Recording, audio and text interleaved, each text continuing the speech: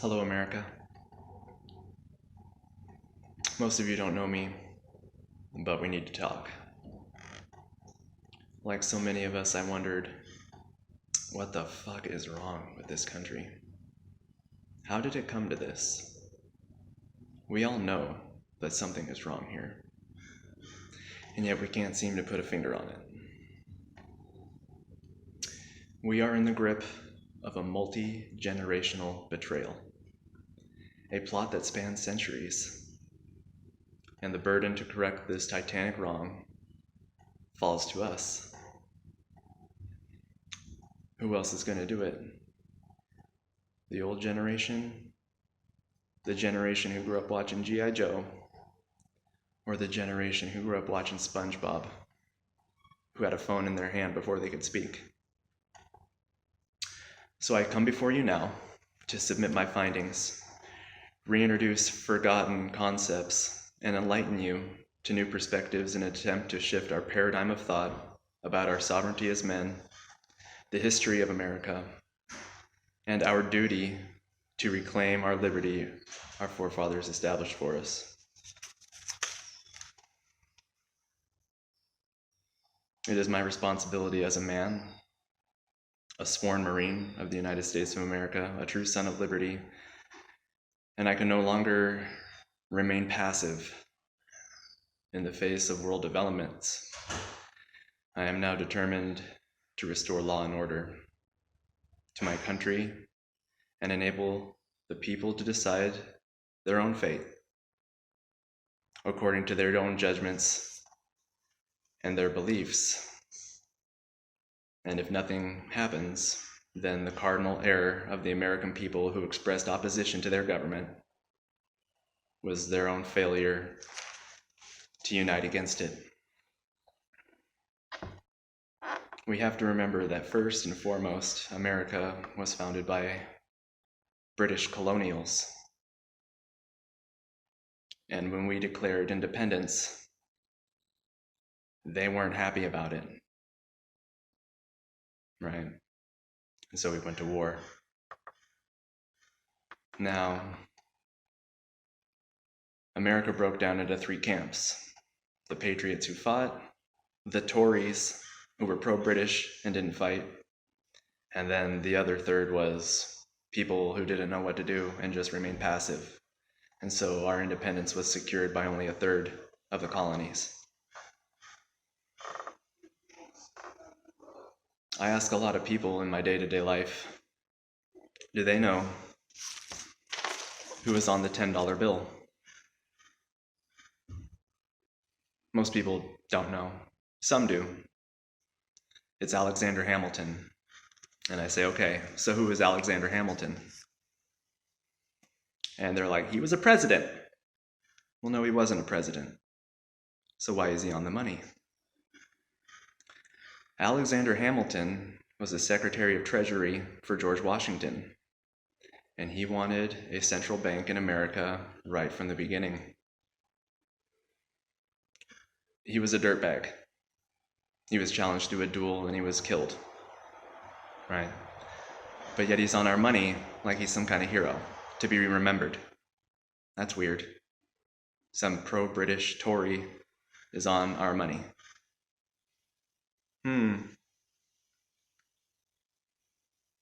So you fast forward when Napoleon lost the Battle of Waterloo in 1812, and old Rothschild took the Bank of England, and he was able to perpetually fund a war effort.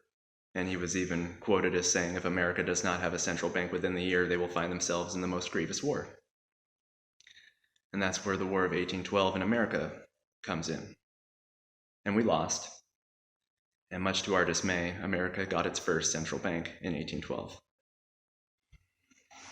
Now, Andrew Jackson, he came along in the 1830s, and he said, you bankers are a den of vipers, and I will rout you out, and by God, I will rout you out. And that was his whole campaign. His whole campaign was getting rid of the central bank, right? And there was an assassination attempt on his life, and both of the pistols, they failed, and they were able to get this guy, and they killed him.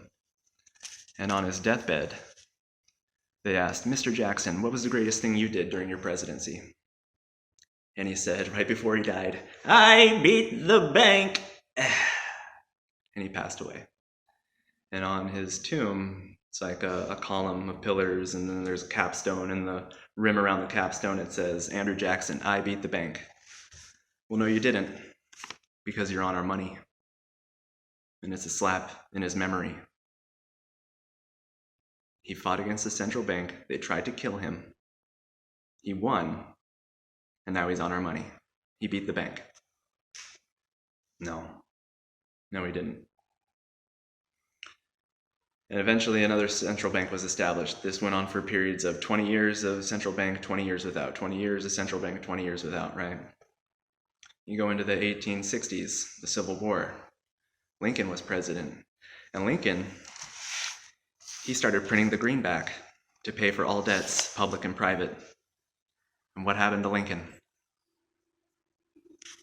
He was assassinated, but he's on our money. It's a slap in his face, okay? Most people don't realize it. They don't think about it.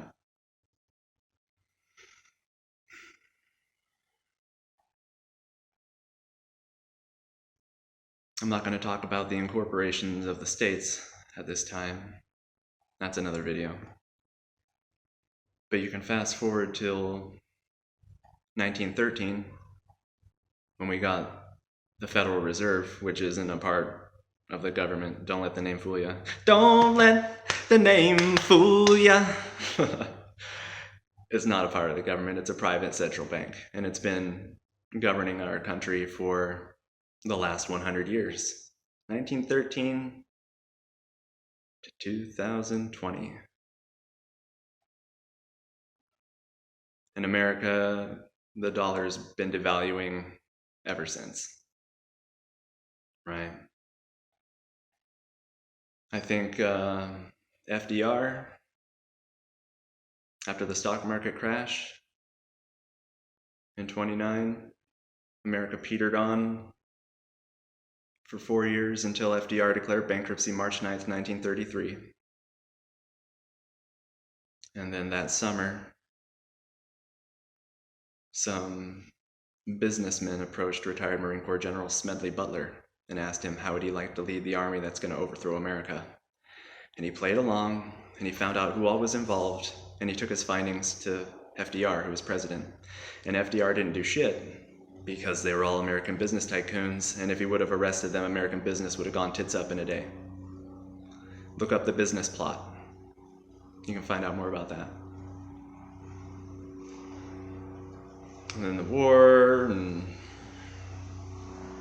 which some say was a phony war just for the arms dealers, and I don't know. That's a video for another time. I'm not going to get into that.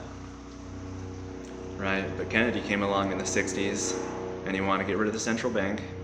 He wanted to get back on a silver standard, some sort of precious metal, not have fiat currency. And what happened to Kennedy? Okay? So you fast forward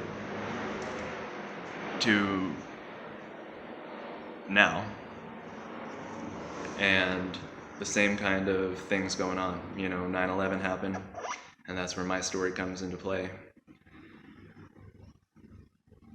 I joined Kilo Company, 3rd Battalion, 5th Marines. And when we were in Iraq in 2003, we spent more time on the rooftops of banks providing security while they changed out all the money with Saddam Hussein's face on it. We provided security, and all of my friends and brothers in Kilo Company, 3rd Battalion, 5th Marines will tell you that's what we did. We provided security while they changed out all the money with Saddam's face, and then we occupied a pay site where victims of the Ba'ath Party who passed away during the war, or maybe there was some collateral damage to their property or whatever, we paid them out. We gave them this money. I don't know if you can read that, right? Yeah, Central Bank of Iraq. So it's just been going on. The whole history of America and the world really is who controls the central bank.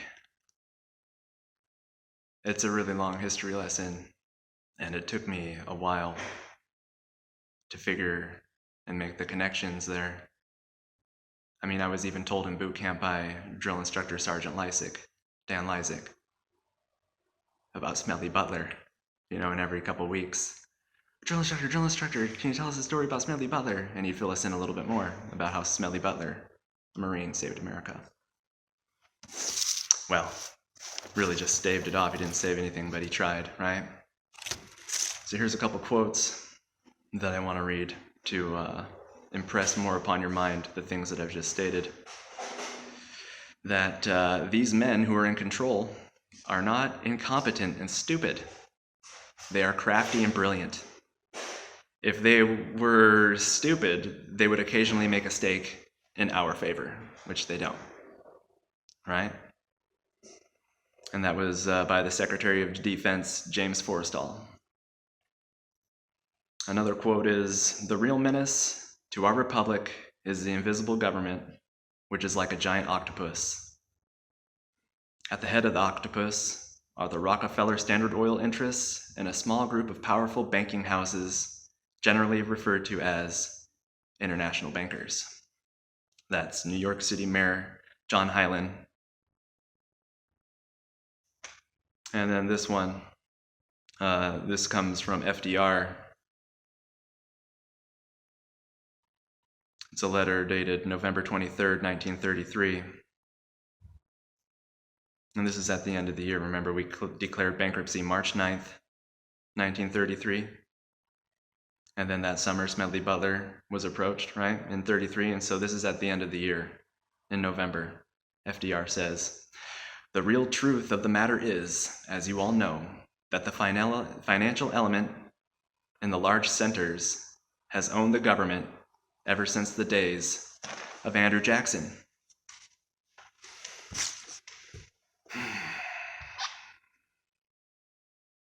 It's real, whether you like to believe it or not, right? But this whole situation with England, like imagine it as a parent-child, all right? England is our parent, and we're the unruly child, the rebellious child, who won't sit still or whatever, and we got in an argument with them, and the child won. All right, now as a parent, are you gonna allow your child to have the final say? Are you gonna allow your child to win? You just bide your time, and eventually they'll fall back asleep, and you'll have your way.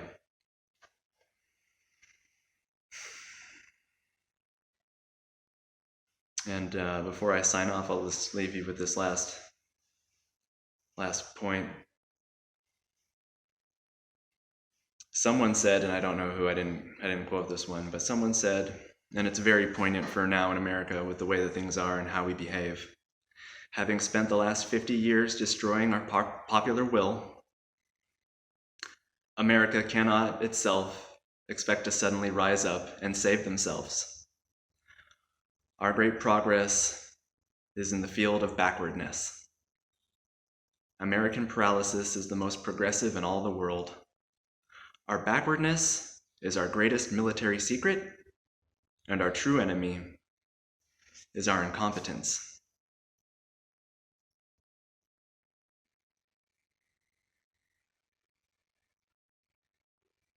Now, I'm always on the side of truth. Nothing is more important than the truth. The Freemasons would tell you that truth is a divine attribute and the foundation of every virtue. And if truth is not the aim, then everything else that comes subsequently after it is rendered meaningless. That's all I got for now, but there's going to be more. Much, much more.